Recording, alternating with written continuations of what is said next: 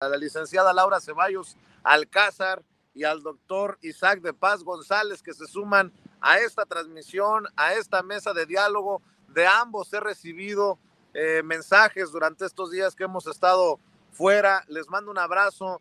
Mi querida Laura, ¿cómo te va? Muy buenas tardes. Querido Vicente, muchas gracias. Pues qué bueno, qué gusto de saludarte otra vez, al doctor Isaac también. Toñito, buenas tardes. Pues aquí ahora sí quedándole sin piedad y sin censura. Eso, mi querida Laura. Isaac, ¿cómo te va, doctor? Un abrazo también para ti. Pues un gran abrazo, Vicente, a ti y a todo el equipo. Y bueno, pues ánimo con estos números bajos, hay que levantarlos. Y también saludo con mucho gusto a la licenciada Laura Ceballos y bueno, a todo el equipo y sobre todo al público que te es muy fiel, Vicente, y que siempre apoya esta plataforma digital, esta plataforma objetiva, amplia, crítica, y bueno, pues aquí estamos para analizar los temas más relevantes de la agenda política, jurídica y económica que bueno, que nos atañen. Así que, listo, Vicente. A ver, denme su opinión para empezar, Laura, Isaac, de esto que ocurre al frente de la Suprema Corte de Justicia de la Nación. Muchos medios estuvieron criticando el simbolismo violento contra Norma Piña, la ministra presidente de la Suprema Corte de Justicia de la Nación, de estos mexicanos y mexicanas que realizan un plantón. Y resulta que, mira, lo que ocurre, por más que dijeron que no iban a confrontar, los que salieron a defender a la Corte, que salieron a defender a Norma Piña, resulta que sí, fueron a confrontar y fueron a violentar a esos que se manifestaban. Dame tu opinión, querida Laura, porque esta es la imagen sobre todo que me genera mucha molestia, porque se trata de un hombre fortachón contra un señor de la tercera edad, el fortachón defendiendo este poder judicial podrido y el señor de la tercera edad mostrando su descontento contra las decisiones del poder judicial que encabeza la ministra Norma Piña. De hecho, en la portada del periódico La Jornada aparece precisamente consignado esto: agrede a plantón, marcha en favor de la Suprema Corte. Pues no, que los violentos somos nosotros, por decirlo de alguna manera, mi querida Laura. Dame tu opinión. Mira, Vicente, yo la verdad también me molestó muchísimo porque primero llegan con estas ínfulas de nosotros sí tenemos derecho de manifestarse y los que están aquí son unos muertos de hambre, croqueteros que pues están aquí estorbando, ¿no? Nosotros venimos a defender a la ministra porque ella tiene derecho, porque es la representante de un poder, es mujer, rompió el techo de cristal. Ellos llegan con un discurso, la verdad, sin pies ni cabeza, pero yo te voy a dar mi opinión. Conozco mucha gente dentro del Poder Judicial de la Federación, conozco de todo, yo estuve un tiempo en el Poder Judicial, pero además gente del Consejo de la Judicatura, y puedo decirte, y no me dejará mentir aquí el colega, en sus materias pueden ser personas inteligentes, nadie lo duda, manejan las leyes que les competen pues de la mejor manera que pueden y asisten a cursos de especialización y tienen maestrías y doctorados. A nivel técnico no podemos probablemente decir que no sepan. El problema, Vicente, y mi colega Isaac nos dirá si estoy loca o nada más yo me lo figuro, son gente altamente inculta en otras materias. Si tú como miembro del Poder Judicial que nunca ves la mañanera, que tú estás enfrascado de las 7 de la mañana que llegas al juzgado o al tribunal, a la hora que sales y todo lo que lees tiene que ver con tus jurisprudencias, tus expedientes, y tú no sabes del mundo y de repente llega alguien y te dicen, ¿qué creen? Hay un viejito loco allí en Palacio que se siente el rey, el emperador y el inquisidor y nos va a quitar el trabajo y está atacando a nuestra máxima jefa. Pues tú por supuesto que te vas a poner lanza en risa y te vas a salir con antorchas y a tirar porque maldito viejo, o sea, ni siquiera saben. Y te lo puedo casi poner con las dos manos sobre el fuego. Me parece que los casi 3,000 o 3,000 manifestantes que pudieron haber ido, 5,000, 10,000, es gente del Poder Judicial Federal y de sus familias, que de alguna manera entiendes porque están alienados, están entrenados para entender que lo que ellos hacen hace la justicia.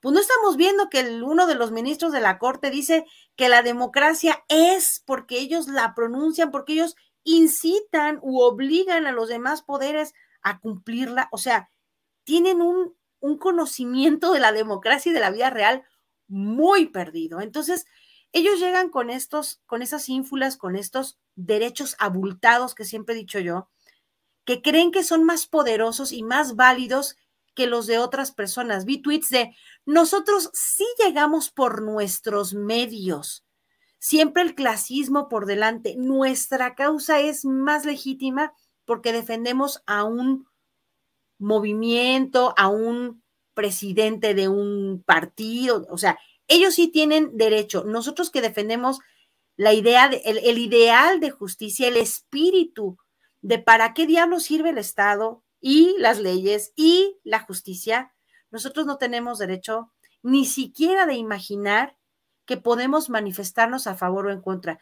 Yo creo que lo que la gente que fue ayer a manifestar es su profundo desconocimiento de la realidad. Ni siquiera se enteraron cuáles eran las razones que tuvieron a estos, pues, que estuvieron apostados por más de 2-3 semanas, estos compañeros que exigen que la justicia sí sea, que sea pronta, que sea expedita, que sea gratuita, que verdaderamente apelando a uno de los principios básicos, igualdad ante la ley, se cumpla. Yo quisiera ver que en una utopía, porque esto no puede ser real, se le presentara a un juez un expediente con víctima A y, no sé, el acusado o el presunto B.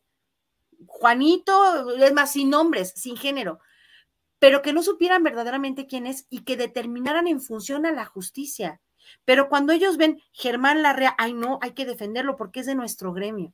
Cuando ellos ven los nombres y saben lo abultado de las carteras de sus representantes legales, de sus defendientes, por supuesto que la justicia se inclina hacia donde está más pesado. Otra de las ideas de los ministros de la Corte es que ellos están para defender los derechos de las minorías. ¿Qué minorías? Las minorías que tienen dinero, porque ellos sí son menos en el país.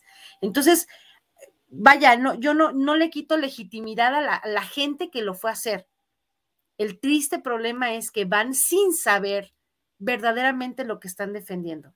No se dan cuenta de que la justicia no llega nunca a la víctima ni al más pobre, sino al que tiene más dinero y al abogado que tiene más agarraderas, ¿no? Ve los despachos, por ejemplo, de Fernández de Ceballos o donde litiga Lozano, o sea, todos estos despachos súper mamalones que tienen muy buenas agarraderas, porque litigar en contra del gobierno, pues es muy fácil cuando tú ya fuiste parte del gobierno y porque tienen mucha lana. Entonces, la verdad es que ahora sí, perdón, no nos venden piñas a los que hemos estado de ese lado y entendemos perfectamente la alienación que traen y por qué defienden lo que defienden, porque estoy así, te digo, pongo las dos manos al fuego si no les dijeron, ese viejito del Palacio Nacional que vive como rey nos quiere quitar el empleo, nos quiere imponer la austeridad, ya no nos van a pagar. Esos son, te lo puedo asegurar. Y obviamente esa violencia, esas ganas de partirle la madre al jodido, al manifestante legítimo, al que exige justicia, son las ganas de una clase pudiente que no quiere perder sus privilegios, porque obviamente sin ellos no son nada. Mi querido Isaac, también escucho tus opiniones acerca de esto que ocurre frente a la Suprema Corte de Justicia de la Nación.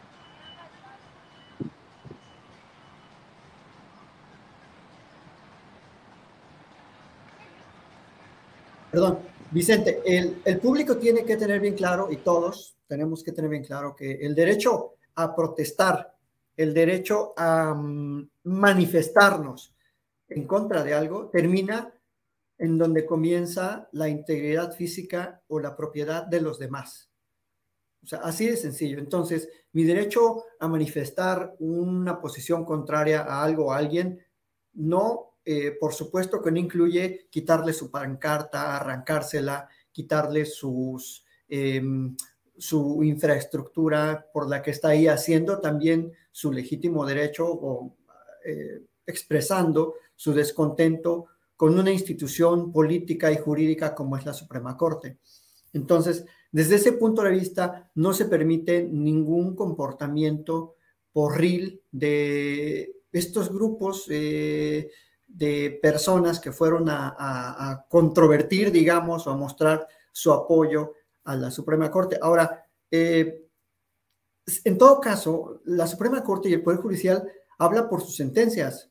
O sea, no necesita tampoco personeros o que salgamos a la calle a decir, miren, lo estamos haciendo las cosas bien. Yo siempre lo he dicho, los jueces pueden hablar por sus sentencias y ahí están. Y en todo caso, también tienen sus columnas, sus espacios periodísticos. Hay varias ministras y ministros que publican en diversos diarios de circulación nacional y bueno, tienen ese también derecho de réplica, de responderle al presidente o a quien sea, a quien quiera que los cuestione, pero no necesitan y no se ve nada bien y no le hacen ningún favor. Estos grupos porriles que atacan y que además con esa hazaña agreden físicamente a otros manifestantes, independientemente de la posición política o ideológica que tengan ambos grupos. O sea, eso no se puede permitir, ni la gente tenemos derecho a, por mucho que nos caiga mal la gente de derechas o lo que sea, pues no podemos sobrepasar esa barrera de la integridad física o del daño a su propiedad, desde mi punto de vista. Entonces, pues estos comportamientos solo hablan de un sector radical que está hallando cada 2 semanas o cada semana un nuevo punto de apoyo para sus vacías protestas, porque hace rato fue el INE, luego fueron los órganos autónomos, ahora es la Suprema Corte, mañana no sé qué va a hacer, o sea, no tienen una columna vertebral fundamentada, no tienen una columna moral, me estoy refiriendo a moralidad política que ellos quieran o puedan defender, por eso se agarran de cualquier cosa, porque están perdidos, no tienen rumbo, son como hojas ahí sin rumbo que el viento arrastra. Entonces, desde ese punto de vista, pues sí, es muy reprobable. Luego, segundo, lo que decía la colega, la licenciada Laura Ceballos. Sí es verdad que en el Poder Judicial hay un sector que desconoce mucho el contexto social y eso va desde jueces, actuarios, oficiales judiciales y bueno, ahí sí nos toca como sociedad, como gremio, pues yo pertenezco al gremio de la abogacía, sí nos toca participar más, informarnos más y emitir opiniones fundamentadas sobre los graves y grandes problemas que afronta y que cada día le pasan a otros sectores distintos al de nosotros. O sea, no podemos opinar desde nuestro privilegio. Tenemos siempre que tener en cuenta que la democracia se construye desde abajo y que empieza cuando la gente pobre de por allá, de los poblados alejados, tiene un buen transporte, tiene una buena calle, tiene para comer, tiene para ir a la escuela, tiene para llevar un lonche a la escuela. Eso es la justicia, la verdadera justicia. Lo que imparten los tribunales, pues son pedacitos, rebanaditas de legalidad y a veces de justicia, que pues eso no resuelve los grandes problemas que enfrenta la gente cada día o la sociedad. O sea, la Corte puede resolver al año 8,000 amparos, pero eso no quiere decir que ya la gente tenga un acceso verdadero a la justicia. La justicia implica a todos los poderes y a todas las instituciones públicas. Por eso sí creo que es muy conveniente cambiar el chip, o sea, transformar también la impartición de justicia, teniendo en cuenta el contexto socioeconómico. No podemos, como dice la colega Laura Ceballos, seguir impartiendo justicia solo a un grupo selectivo de firmas que son muy influyentes, que todos sus casos los llevan a la corte, porque tú pregúntale a un paisano abogado, no sé, de Mérida o de por allá de Ciudad Juárez o de Colima, ¿su amparo va a llegar a la corte? No, ¿por qué? Porque de entrada le queda lejísimos, de entrada no tiene influencias, como dice Laura, en la corte, no puede ir a hacer alegato de oreja, hay abogados que, bueno, con todo respeto quiero hacer una crítica que el público la recuerde. En la boda de Juan Collado, tenía ahí casi a media corte, 4 ministros de la corte sentados ahí. Eso quiere decir que había amistad, ¿verdad? Si tú invitas a alguien a tu boda, si eres un abogado y invitas a 4 de los jueces más importantes de México, pues mínimo son tus amigos, si no es que tus íntimos, porque para que los invites a tu boda tienen que ser pues algo más que tus compas, o sea, no solo son tus compas, son tus, como dijo aquel, tú más que mi hermano eres mi brother. Entonces, pues eso es muy lamentable, que la judicatura esté cerca de esos grupos de poder, de esos grupos políticos, jurídicos, que influyen desde luego en los nombramientos de las más altas magistraturas y de los más altos funcionarios. Entonces yo hasta aquí dejaría mi comentario, Vicente. Si es necesaria una autocrítica y una reflexión nueva, si queremos ser profesionistas del derecho, que veamos con una nueva cara el derecho, con no la cara legalista o leguleya, sino con la cara de repartir la justicia en un determinado contexto social, como el nuestro. Y fíjense en qué día ustedes están haciendo estas reflexiones, mi querida Laura, mi querido Isaac, en momentos en que anuncia el abogado defensor de Rosario Robles que se ha librado de 2 órdenes de aprehensión en el caso de la estafa maestra. Yo vuelvo a preguntar de qué lado está el Poder Judicial que encabeza Norma Piña, la ministra presidente. Le retiran estas 2 órdenes de aprehensión a Rosario Robles, una por lavado de dinero y la otra por asociación delictuosa. Mi querido Isaac, mi querida Laura, creo que aquí no aplica lo de la justicia, salvo que ustedes tengan otra opinión. ¿Cómo ves, mi querida Laura? Te escucho.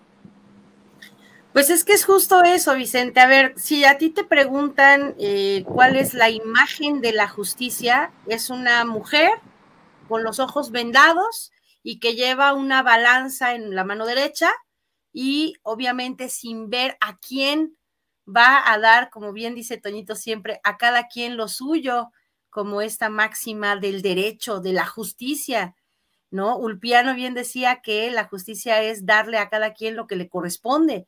En este caso, la justicia tiene un ojo por acá levantada la pañoleta y por el otro lado está agarrando dinero.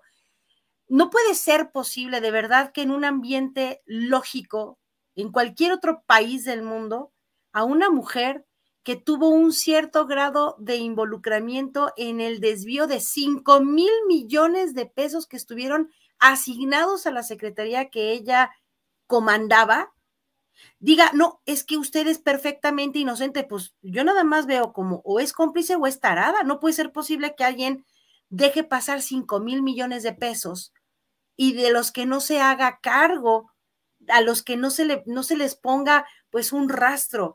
Aquí, de verdad, bien lo decía ahorita el licenciado Isaac, solamente si tienes agarradera, si tienes amistad, pues tú puedes litigar en la corte. Y los amigos pues que litigan para los políticos son gente que perteneció directamente al sistema, que conocen perfectamente bien cómo gastárselas. Es ahí a donde nos dirigimos. Mira, está el caso de no tiene mucho, de una señora que tenía que ver con las Olimpiadas, que gastó como $4 o 4 euros, y no nada más la destituyeron, sino que le cae así la etiqueta de abuso de confianza, por lo menos. Aquí lo que es increíble es que los jueces se las gasten anulando, concediendo amparos. ¿Cuál es el origen del amparo? Proteger a una persona débil, es decir, a un ser humano X, del poder que el Estado puede ejecutar en su contra, pues emitiendo órdenes de aprehensión, obligándolo como antes era a alistarse en el gobierno o a una extradición o a un juicio que no tuviera pues un acusador real, es decir, todas las garantías que nos ofrece el artículo 14 y 16 constitucionales. El amparo era para proteger de los abusos del Estado. Ahora el amparo, la moda del amparo, tristemente es proteger a los amigos que jodieron al Estado, que lo robaron, que lo convirtieron en un nido de ratas, que lo corrompieron, que hicieron negocios al amparo del contubernio, porque pobrecitos son perseguidos políticos. Entonces, de verdad, qué asco de justicia la que hoy tenemos, en donde se permite que una persona pueda salir impune por sus crímenes porque no son graves. Es que como no mataron a nadie, 5,000 millones de pesos no asesinó, le privaron de la vida a nadie. O sea, esa es la razón, ¿no? La etiqueta de si pone en peligro o no la vida de una persona. A mí que me digan si 5,000 millones de pesos para comunidades pobres no cambiaron por completo la vida de un grupo social, si no obligaron a que personas tomaran el camino de la violencia, que se hicieran sicarios de algún grupo delincuencial. Entonces, el día que tengamos verdaderamente la oportunidad de decidir qué clase de perfiles queremos que ocupen las judicaturas, ese día nosotros vamos a poderle decir a la gente, no, a mí me das cuentas, a mí no me salgas con que es que mi trabajo habla por mí. No, no, no, no, no, no, no. La justicia que no atiende a los temas de la injusticia no sirve para nada. O sea, no puede ser posible que un juez menor cualquiera determine que 5,000 millones de pesos no constituyen una cuantía suficiente para perseguir a una mujer que realmente tuvo la responsabilidad de una secretaría. Ahora, si son tan imbéciles de que no se dan cuenta dónde van 5,000 millones de pesos, pues entonces yo no sé que la meta, no sé, a un instituto no sé, de reprogramación. Qué desperdicio de vida, que no sepas que 5,000 millones de pesos que estuvieron bajo tu función se perdieron y tú salgas tan impune. Entonces, la verdad, qué asco de justicia. El Poder Judicial, como dice mi presi, está podrido, precisamente porque los estándares para medir tienen varas de diferentes medidas, ¿no? La vara más grande en donde, pues, no sé, una persona, como dice el presidente, a mí me tocó conocer aquí en Cuernavaca una señora que le pagaron con un billete falso de 500 pesos, que ella fue a comprar, la mandaron 5 años a las Islas Marías, 5 años por un billete de 500 pesos, pero a Rosario Robles, por 5,000 millones de pesos, no se le puede determinar que su delito es de una gravedad similar. Entonces, esas son las varas que tiene la Corte, la Suprema Corte. Obviamente siempre dicen, la ley es la ley cuando hay que aplicarla, pero la justicia no se toca cuando se trata de proteger a los suyos. De esas cosas, ¿no?, que tiene nuestro sistema, mi querido Isaac, uno se entera que se llama de alguna manera un juez hasta que le quita estas 2 órdenes de aprehensión a una mujer, como en el caso de Rosario Robles. ¿Qué piensas de estos casos? Nuevamente, casos, ¿por qué no decirlos? De personajes que podrían sentar un precedente en nuestro país, y parecería, salvo que tu opinión sea diferente, Isaac, doctor, que el Poder Judicial anda en otras cosas más allá de la justicia.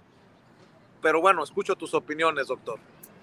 Mira, Vicente, y bueno, Laura, querido público, también el caso refleja el cómo desde en todo el sexenio de Peña Nieto hubo una maquinaria perfecta para delinquir.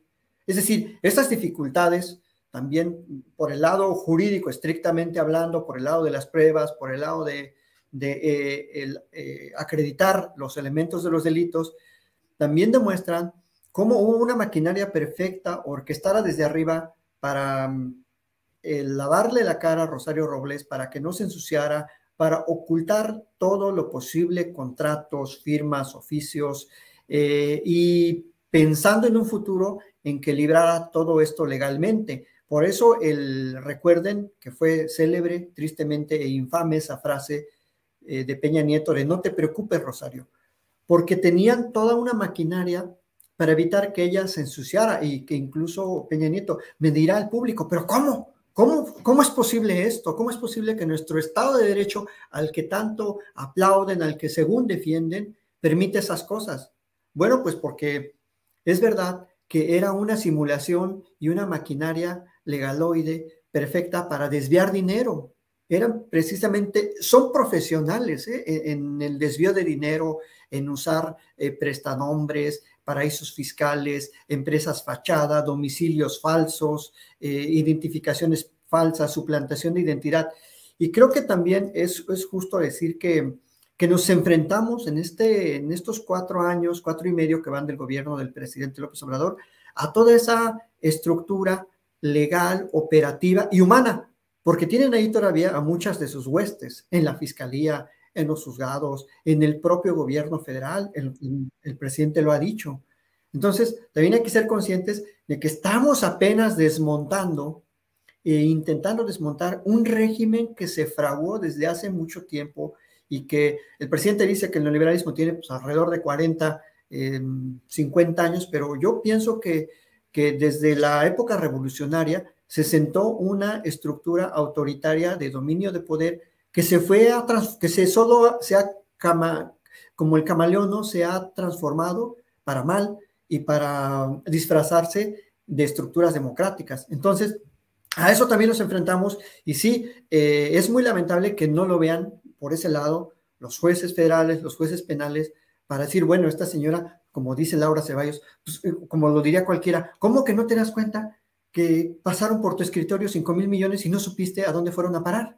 O sea, por favor, quienes hemos trabajado un poquito para el gobierno, sabemos que hay contralorías y que es más, si no compruebas un mendigo vale de gasolina de 20 litros, a los 15 días te lo están descontando.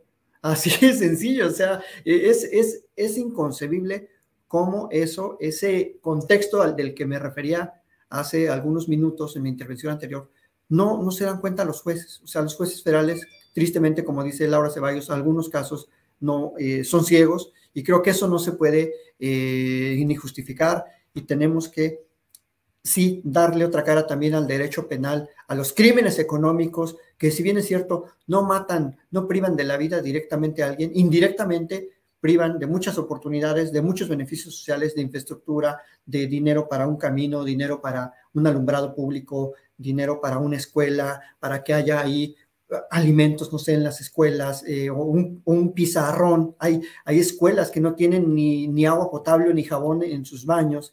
Y eso no lo ven y creo que ahí el derecho sigue siendo muy legaloide, todavía una columna vertebral muy alejada de la sociedad y creo que tenemos que rescatar y recuperar el sentido social del derecho y de la justicia. Y ahí sí tenemos que trabajar mucho y parte de eso es aceptar la crítica y decir, bueno, ¿cómo le hacemos? ¿Cómo vamos a generar nuevas visiones del derecho? Entonces, yo en ese lado estoy totalmente de acuerdo en que debe existir una crítica al Poder Judicial y debe haber también una autocrítica de su parte. Porque si no, pues todos nos cerramos y todo el mundo piensa que está haciendo bien las cosas y que el poder de enfrente es irresponsable. No, aquí todos somos responsables y tenemos que ir hacia miren este.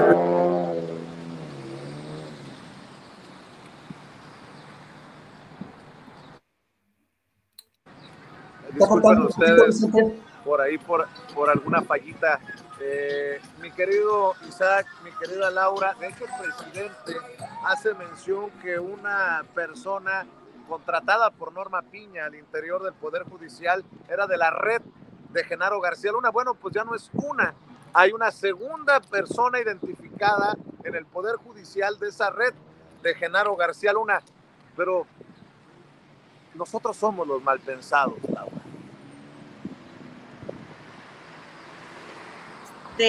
La verdad, querido Vicente, aquí el presidente no puede acusársele de mal pensado. A ver, lo hemos dicho en muchas mesas con muchos colegas que han o sido postulantes, abogados, o bien con gente que ha trabajado en el Poder Judicial.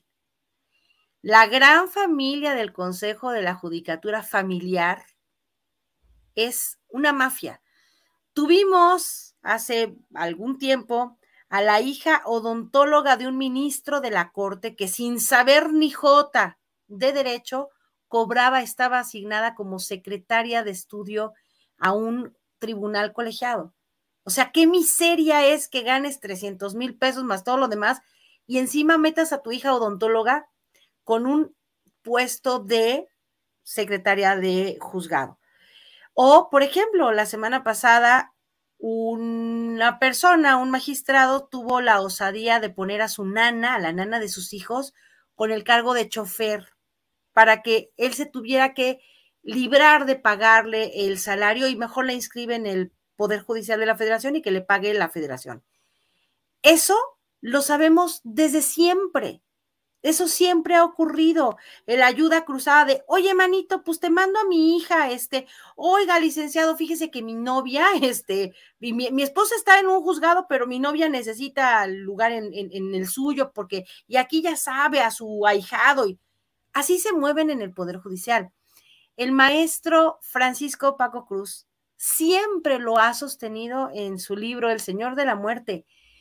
Los favores que está cobrando todavía o estuvo cobrando todavía Genaro García Luna y toda su recua de gente ladrona que trabajó para él en los diferentes periodos y los diferentes puestos que tuvo a lo largo de su vida pública, siguen enquistados. Es que también, ahora sí, perdón, suena muy, yo lo sé, bueno, también lo sé porque una persona ultra cercana trabajó en la fiscalía, ya fiscalía con esta nueva denominación, y es imposible mejorar las cosas que están ocurriendo en la fiscalía simple y sencillamente porque una gran cantidad de la burocracia que trabaja en la fiscalía, en la FGR, y obviamente en las fiscalías o no sé cómo les llamen, ministerios públicos todavía en algunos lugares, siguen siendo gente de Genaro García Luna. Es gente que él fue haciendo a su imagen y necesidad en la Ciudad de México, en la parte federal, pero también en los estados. No es nada complicado darnos cuenta que todavía hay gente que le debe favores no solamente a Genaro García Luna, sino también a los presidentes que lo encumbraron. Bueno, a Fox no creo que le deban mucho, pero también él tiene la culpa, pero directamente a Felipe Calderón e indirectamente a Peña Nieto, porque aunque ya no trabajaba como policía para él, sí que lo hacía a nivel administrativo con contratos, esto y lo otro. Entonces, lo que estamos viendo, este intercambio, este pase de favores, van a salir y no van a ser 2, ni van a ser 20, van a ser muchos más, Vicente, si es que en realidad se quiere fumigar la casa, van a salir chinches, garrapatas, ratas y lo que te puedas imaginar, no solo de la fiscalía, sino de juzgados, de tribunales, de la propia corte. ¿Quiénes están en la corte? ¿Quiénes mandó a llamar directamente la señora Norma Piña cuando llegó? Pues no mandó a traer al propio cuñado de la señora Miranda de Wallace, por ejemplo. Entonces, no estuvo ahí como ministro sin saber el oficio y sin vocación tampoco, pues el Medina Mora. Es decir, al poder judicial, al poder de alguna manera que tiene que ver con la justicia, ya sea en las fiscalías o en la parte del Poder Judicial directamente, está infestado de gente que trabajó no solo para García Luna como el representante de pues la parte policíaca, sino también como su parte más oscura, que tiene que ver directamente con el narcotráfico. Entonces, yo espero que no salgan solo estos dos nombres y ahí vamos a entender, Vicente, Isaac, que vamos verdaderamente a dar este girito a la tuerca que verdaderamente empiece a destrabar.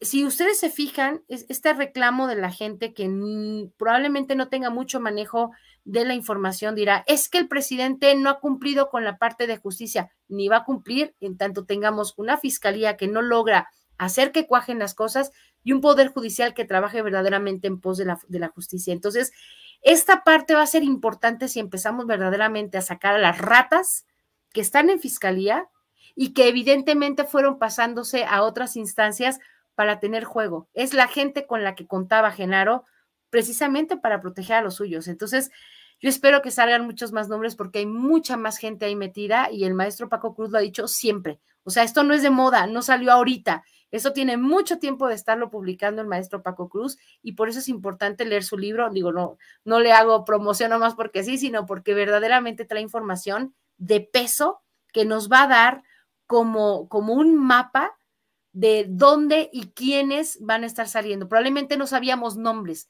pero sí vamos a estar viendo en qué puestos estuvieron durante mucho tiempo manejando, obviamente, toda la parte de justicia, estos pitazos famosos, ¿no? Que iba saliendo apenas una investigación y de repente mágicamente huía el susodicho y ya estaba en Israel, por ejemplo, ¿no? En lugares sin extradición. ¿Por qué? Pues las fugas de información se deben a gente que está enquistada ahí desde hace mucho tiempo. Entonces, qué lamentable y qué triste, pero qué bueno que empiecen a salir estos nombres, porque esta justicia que no se ha dado es precisamente por ellos, y teníamos como 4 años y medio de estar esperando que se diera, ¿no? Y yo quiero saludaros con muchísimo gusto. Hace rato veía que me saludaban ambos compañeros, queridos compañeros, la licenciada Laura Ceballos Alcázar y el queridísimo doctor Isaac de Paz. Les quiero comentar, compañeros, que por alguna razón perdimos a Vicente la comunicación con él. Estamos haciendo nuestros enlaces hasta Chicago, y a veces en estos enlaces que de Cuernavaca hasta Baja California, hasta Kansas City, Chicago, hay una locura en este tipo de circunstancias. Intentaremos regresar con él. Pero ¿qué les parece que cerramos con esto? Le voy a pedir al equipo que nos grabe con el comentario también del doctor Isaac de Paz. La licenciada Laura Ceballos Alcázar, doctor, nos plantea cómo es que poco a poco se puede ir reformando desde adentro ese poder judicial, cómo es que podemos hacer algo al respecto. Mi análisis en todo caso es que tendría que haber una purga absoluta, purga de quitarnos a todos y poner a nuevos en esta intentona que existe de una reforma judicial, puesto que por supuesto que debe haber impartidores de justicia justos, valga la redundancia, impartidores de justicia que sean honestos, íntegros, íntegras, pero el común denominador en estos momentos del Poder Judicial es ese, la injusticia, el apoyo y el privilegio para los que están en las esferas del poder. Perdón que sea tan negativo, pero la verdad es que yo veo que ese es el más grave problema que tenemos los mexicanos al hablar de pues una limpia en ese poder judicial. ¿Cómo se podría llevar a cabo? Y punto número 1, y punto número 2, honestamente, si de pronto echamos a todos esos impartidores de justicia, a todos esos ministerios públicos, a todos esos agentes, a todas esas personas que pertenecen al poder judicial, pues ¿a dónde creen que se irían, no? ¿A dónde van a irse ellos a trabajar, no? Lo escuchamos, querido doctor Isaac de Paz. Bueno, Toño, pues menudo problema. Yo creo que más bien necesitamos un relevo paulatino generacional. De hecho, la reforma del 2021, en esencia, es una reforma buena porque inhibe con mucha eficacia el nepotismo. O sea, ya hay ahora procedimientos de concursos, exámenes, y hay nuevos mecanismos de ingreso, por lo menos, ojo, en el Poder Judicial Federal, que es un poder que ahorita está bajo escrutinio y en el ojo del huracán. Pero yo también siempre he criticado a los otros poderes, es decir, a los que imparten la justicia ordinaria en los estados, a los poderes judiciales locales, los que llamamos el fuero común, los que imparten la justicia cotidiana, los juicios familiares, los juicios mercantiles, los juicios administrativos, y ahí hay mucho también por hacer, y creo que no debemos perder de vista a esos poderes que todavía están, eso sí, yo creo que están en un nivel todavía de subyugación y de dominio de los poderes ejecutivos de los estados y de las legislaturas de los estados, porque ahí es más notorio y hay menos mecanismos de control de los compadrazgos, del nepotismo, de los nombramientos cruzados que decía la maestra Laura Ceballos, y creo que tenemos que hacer una crítica completa, ver todo el panorama, porque la justicia es como una cadena de insumos. Si hay gente corrupta en la administración pública, luego pues va a provocar desvío de recursos, operaciones con recursos de procedencia ilícita, cohecho, delitos contra la administración pública, y luego si hay malos policías investigando y si hay malas fiscalías, bueno, pues entonces tenemos lo que tenemos. Entonces, en el tema de la justicia, yo creo que no solo debe incluir el Poder Judicial, la crítica férrea y la reforma o la purga, como dice Toño, profunda. Esto es una cadena de insumos que si empieza mal desde el policía que llega a fijar los elementos de los hallazgos de un presunto crimen, pues ahí todo empieza a descomponerse. Y si luego llega un policía ministerial que no tiene capacitación, y si luego llevamos con un fiscal corrupto que le gusta la lana y que va a bailar porque le va a ofrecer la defensa pues una lanita para que se arreglen, pues eso es imposible dentro de, o sea, idealmente es imposible que con reformas legales cambiemos eso. Tenemos que pensar en mecanismos críticos de evaluación, de control ciudadano, para que eso no siga pasando. Y eso va a fortalecer luego las decisiones judiciales. Pero todavía estamos en esa, yo concuerdo con Paco Cruz, eso pasa desde hace mucho y tenemos que ir a estudiar con más profundidad lo que está pasando ahí adentro de esos poderes para replantear una reforma integral. Y le toca a toda la sociedad, ¿eh? Y también les toca a las gubernaturas. Yo no veo, por ejemplo, las gubernaturas de las 4T, ¿qué están haciendo con sus poderes judiciales locales? Entonces, es echarle para adelante en muchos ámbitos, no nada más el federal. El federal es importante, es el más políticamente, el que tiene mayor visibilidad mediática, pero los poderes judiciales locales también dejan con mucha insatisfacción a la gente común, a la gente que no va a tener, como dice Laura, un amparo en la corte, pero sí va a tener un problemita con su casa en una ciudad del país, sí va a tener un problema con un terreno, con un contrato, con un divorcio, con una pensión, y esa gente también debemos de responderle en el ámbito justo de la impartición adecuada de la ley, ¿no? De lo, como tú dices, Toño, del sum quique trubere, alterum non ladere y honestum vivere, ¿no? Pero tú lo dices en español, yo no me lo sé, pero creo que más o menos por ahí va. Y también la parte de justitia es constante, perpetuas voluntas, iusum quique tribuere, el quique tribuere, exactamente. Muy bien, doctora, cómo me gusta platicar de derecho. A mí no, es algo que me apasiona también por ahí. Y cuando empiezo a hablar de derecho con amigos que no son abogados, la gente se empieza a ir, ¿no?, de la fiesta y me dejan ahí. No, que no se vayan, seguimos, que no se vaya la gente, ya olvidémonos de los latinajos y volvamos al punto, mi querido Toño. Sí, no, y ¿saben qué? Yo, queridos amigos, creo que esto será generacional en todo caso. Me llama mucho la atención, hablando de Chicago, donde está Vicente ahí, podemos pensar en la década de los 20 y de los 30, décadas que fueron pues marcadas por la absoluta violencia en esa ciudad y en muchas partes de la Unión Americana. Violencia por la prohibición de alcohol en esa, pues vamos, en los Estados Unidos, que hizo incrementar el poder de las mafias, y cómo es que la corrupción era muchísimo peor que la que tenemos en estos momentos en el Poder Judicial. También había una serie de jueces vendidos, de magistrados, de policías, de agentes, de autoridades, y les tomó décadas poder establecer instituciones confiables para poder sacar adelante. Vamos, no estoy diciendo que ya no existe la corrupción ahí en Chicago o en Estados Unidos, pero podemos hablar de un poder judicial muchísimo más sólido que el de México, en definitiva acá en Estados Unidos. Creo que eso es lo que nos haría falta para establecer, pues vamos, esa institución tan necesaria. Y les digo, un día más bien los voy a invitar a ustedes dos para que nos vayamos por unas chelas y hablemos pues de temas jurídicos. No te escuchamos, Laura, no te escuchamos. Me faltó mi latinazgo. Quarentantum saltum equalite solite. O sea, ¿para qué tanto brinco estando tan parejo el llano? pero la verdad es esto que dices, Toño, es bien importante. Y dice el doctor de Paz, se necesita un cambio generacional. El problema es que en México la justicia tiene 200 años de estar en deuda con la gente, con el pobre, con aquel al que el hermoso y enorme José María Morelos y Pavón dirigió precisamente el trabajo de la justicia. Seguimos en deuda y seguimos y vamos a seguir en deuda por muchos años, y eso es lo que nos angustia, que los del dinero no es que tengan más derecho, pero tienen a la justicia comprada, metida en la cartera. Entonces nos urge que la gente dé un brinco, sí generacional, pero que sea una generación muy rápida, esas de microondas, porque de plano creo que sí ya traemos muy, muy larga la deuda, ¿no? En definitiva, no podemos ya seguir pensando en este salto generacional que nos tome décadas, porque le está haciendo mucho daño a México. Y nos estamos enfrentando a una serie de situaciones terribles. Y queridos compañeros, verdaderamente me dio un gusto impresionante platicar con ustedes, cerrar esta mesa con ustedes, y les voy a rogar que por favor nos compartan sus redes sociales para que la gente les haga estas preguntas. Imagino que va a haber muchos estudiantes de Derecho que van a estarles haciendo las preguntas antes de los exámenes a ustedes dos. Ya que estábamos contigo, Laura, ¿por qué nos compartes tus redes, licenciada?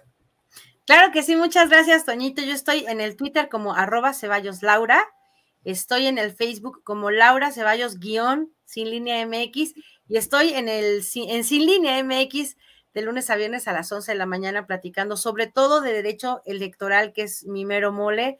Estos últimos 3 días en que todavía se vale, bueno, nosotros como medios podemos seguir hablando, explicando delitos electorales, ayudando a la gente a encontrar sus casillas, aclarando algunas dudas sobre cómo votar y todo, pero bueno, lo mío ya saben que es política y partidos políticos y obviamente derecho electoral, y ahí estoy en Sin Línea MX, y mi columna que me haces favor de presentar, Toñito, también los viernes aquí en Sin Censura, y en las mesas de los lunes que son una delicia. Muchísimas gracias y siempre a la orden. Sí, qué buena explicación de la semana pasada, estuvo muy, muy interesante, querida Laura. Doctor, también por favor compártenos tus redes sociales para que la gente se ponga en contacto contigo. Pues muchas gracias, Toño, a toda la gente que sintoniza Sin Censura, en Washington, estoy viendo en Vancouver, en California, aquí en San Diego, digo aquí porque pues, está aquí a un ladito de Tijuana, en todo el país y en todo el mundo, a la gente que desde Australia siempre nos ve y desde otras partes del planeta, pues muchas gracias, Toño. Síganme en @IsaacDePaz en Twitter y en Isaac de Paz González en YouTube, y pues aquí estaremos con también mi videocolumna de los viernes, que hoy salió hasta hace rato, por alguna cuestión de agenda, y bueno, pues aquí listos y prestos. Esta semana es muy importante para lograr, como dije hace rato en mi columna, los funerales del PRI en el Estado de México, que ojalá pues no se levante ya el dinosaurio. Pues muchas gracias y que tengan excelente tarde. Un mal que, como decías, doctor, desafortunadamente está durando más de 100 años, pero esperemos que ya ahí se vaya y que estemos celebrando la próxima semana como estos señores nigerianos con el ataúd del PRI, ahí bailando todos, ¿no? Muchas gracias, queridos compañeros. Ahí lo tiene usted, querido público de Consentido Sin Censura, la abogada especialista en Derecho Electoral, colaboradora de Sin Línea MX, Laura Ceballos Alcázar, y el jurista y constitucionalista, doctor Isaac de Paz González, aquí en Sin Censura. Y mire, le voy a pedir al equipo que nos grabe para ir a mucho más, a saludar a más amigos. Déjeme saludar con muchísimo gusto al queridísimo, ¿qué digo queridísimo? Respetadísimo y queridísimo señor don Adolfo Peña, quien pues siempre nos está presentando una